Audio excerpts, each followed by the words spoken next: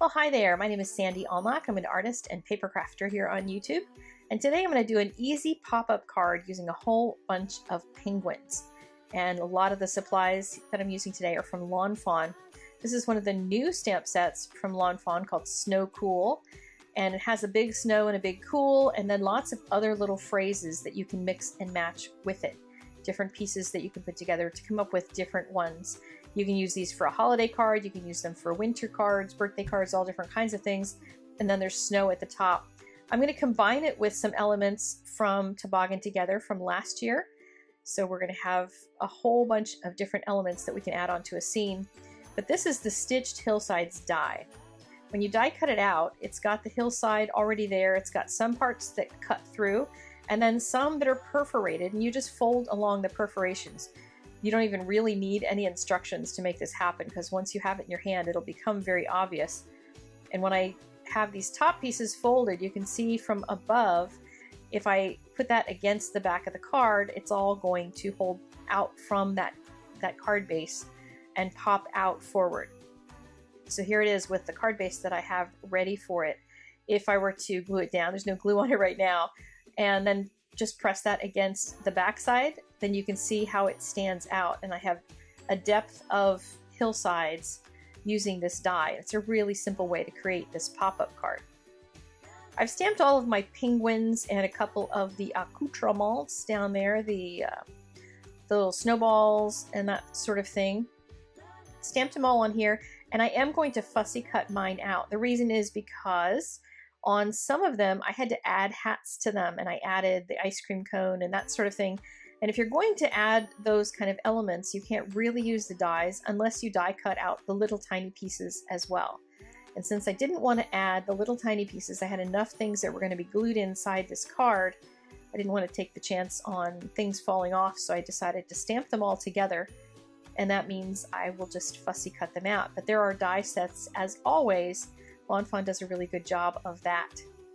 So if you're going to fussy cut, you can even get away with making this process of coloring go even faster, because you don't even have to stay in the lines. Just on the outside edges, you can just scribble all that you want and not really have to worry about tidy coloring. But I'm worrying about tidy coloring because you're sitting here watching, and I know it would drive some of you absolutely bonkers if I went completely outside the lines on all of these images.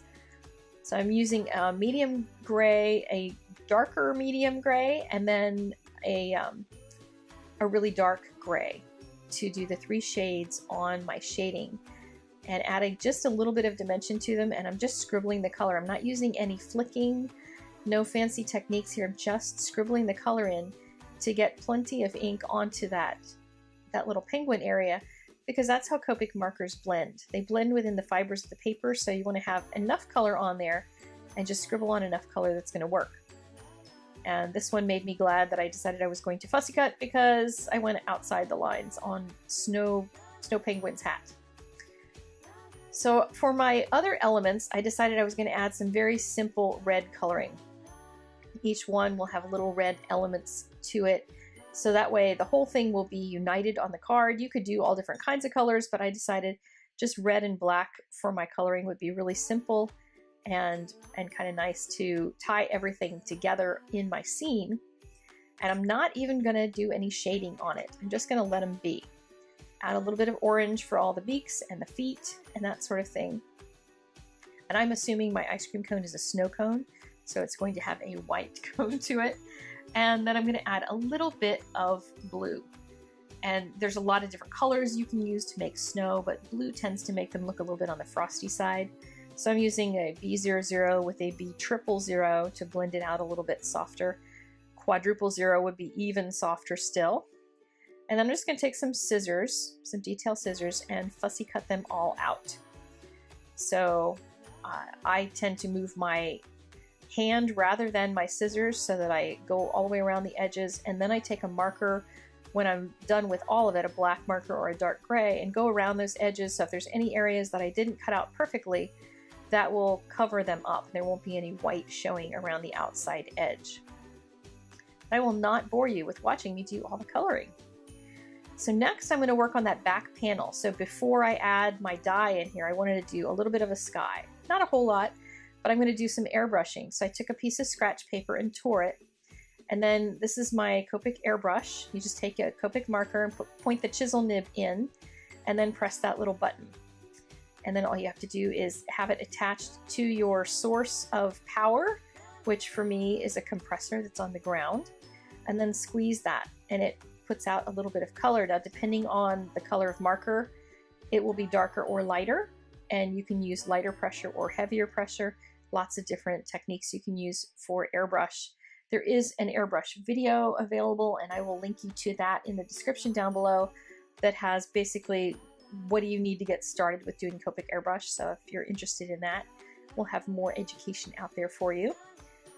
And I'm just going to move this piece of scratch paper around and make some clouds. You could do something very similar to this using perhaps distress inks. Just tear up a piece of paper and then do some inking on the other side of the paper, on that top side. That would give you the look of clouds, because you're basically coloring the negative space on the other side of the clouds. As you're doing this, you're coloring the sky portion, and this is going to make it look like just a whole bunch of piled up clouds. You can tear several different pieces of paper to make different shapes of clouds, but I really just wanted something for that back of the card so that when I create that whole scene in the front with the pop-up die, that it's going to work nicely. Now, when I do any kind of elements that are going to be interactive, I tend to glue them down with this Be Creative tape. It comes in a lot of different widths, and I have a lot of different widths with it, but it holds like you just wouldn't even believe. And with a pop-up card like this, you want it to really stick. You want those two panels to stick to the back of the card really nicely. So what I've done is put some Be Creative tape, some skinny stuff on the backs of those two pieces, fold it down, and then close the card. And then press it down, and then you can see it opens very nicely. Okie dokie. So that is the construction of that itself. And then I took all of my little penguins and I just glued them into my scene wherever I wanted to have them. So I have the sentiment with the igloo and a little penguin there, and then all of my little penguins piled up. They're all attached with Be Creative tape, again, because I didn't want to take any chances on anything falling apart. But you can see how nice that scene stands up, and it's going to look beautiful on somebody's mantle for Christmas time. The outside of the card, I could have stamped that image on there and colored it, but the color would have gone through the paper. In general, that's what Copic markers do. They go through the paper, and I wanted to keep that not showing through on the inside, so I glued him on and glued a little penguin beside the little igloo on the inside. This also is going to leave me with little space to write, so I get to just sign my name. I don't have to write a long letter. Sometimes I like cards like that where I don't have a whole bunch of space to fill with a lot of words. But I hope you enjoyed this and that you'll try this kind of a die with some of your stamps, because it's so much fun. You can do a lot of different scenes with it. You can use it different times of year as well. So consider picking up that die, because you're going to have a lot of fun with it. Here's a couple other interactive cards I've done. Well, actually two of them, Left and Right, are interactive, and they all have some Copic coloring to go along with them though. And you can hit the subscribe button if you like. Hit more on the blog to go see stills of all of this. Supplies are all listed in the description, and I'll see you guys next time. Bye-bye.